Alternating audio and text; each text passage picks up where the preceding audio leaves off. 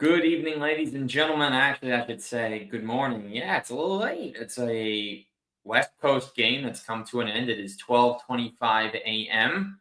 So I'm not going to keep you here for too long. We're going to maybe do this whole thing in 5 or 6 minutes and then sign off because right now the Cavs, well, tonight looks like one of those sluggish type of games maybe for them.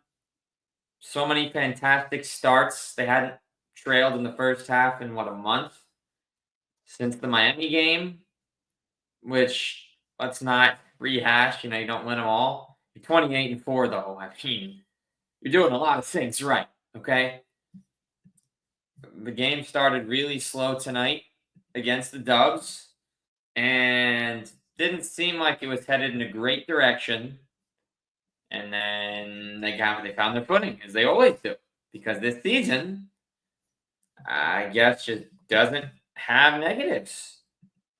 What went wrong? Well, Max Strus started slow.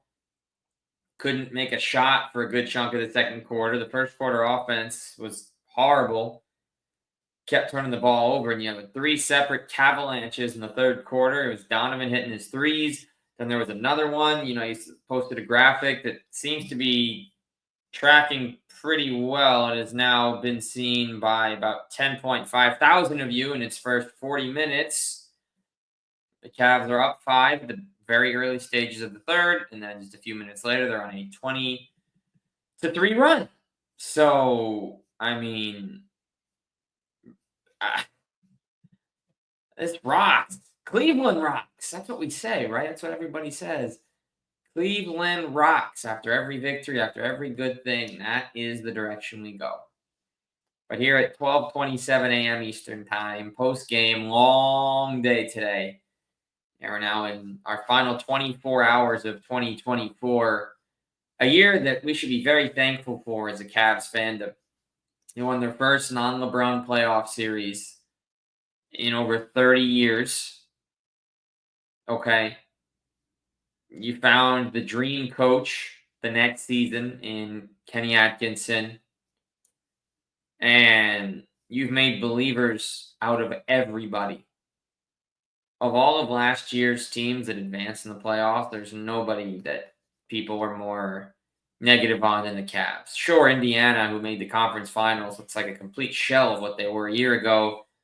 And unfortunately, Tyrese Halliburton has not been at the same level he was when he was an all-star starter in his team's arena. But Cleveland has come back with a vengeance. The Knicks look really good. I'm not going to deny that. 22-10. They've won 8 games in a row. Boston at 22-8. Nobody, the Bucks actually have had their moments, since their slow beginning, but they've gone cold again because of injuries. Dame and Giannis have cost them a couple games. At least it is good to see a healthy Chris Middleton. Orlando has been without Paolo almost the entire way.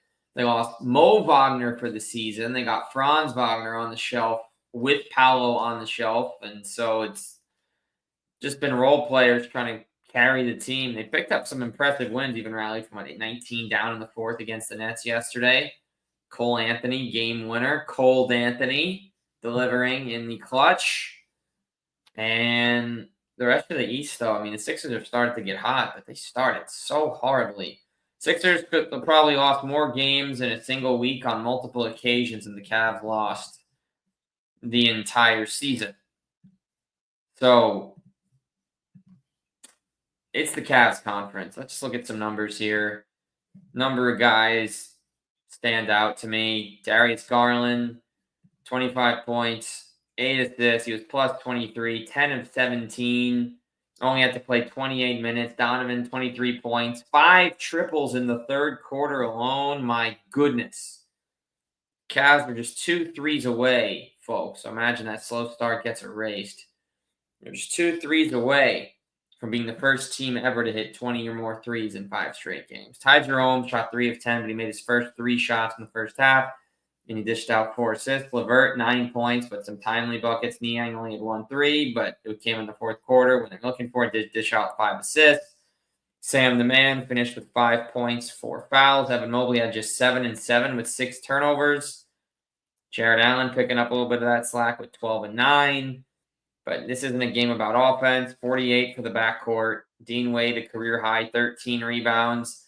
Wade, Allen, and Garland are all plus 22 or plus 23. It's the other side that really stands out. We held Curry to 4 of 14 from the field, 11 points and 3 assists. Dennis Schroeder, 4 of 11. Draymond, 1 for 10. Wiggins, a very quiet 11 points. Trace Jackson Davis, why don't they give him more playing time? He had 16 and 16. Kuminga got a double-double. Buddy Hield shot 1 of 8. Lindy Waters shot 0 of 6. Actually got a really nice showing from Moody. So Moody and Kuminga, the 2021 lottery picks, actually both showed out in a big way. But very underwhelming game for the Warriors, who shot 33% from the field, 24% from downtown, and just could not find their footing or the rhythm against the Cavs at all in this game. So while both teams started slow offensively, it was Cleveland that struck first. And not only did they strike first, they just kept on bringing it. And this is how you want to win a basketball game. It's the way you won this basketball game. So I thought we were going to be getting another slugfest between the Cavs and Warriors, one of those finals games where sometimes the scoring is just so low because everyone is out there, they're missing or they're being guarded well, or whatever.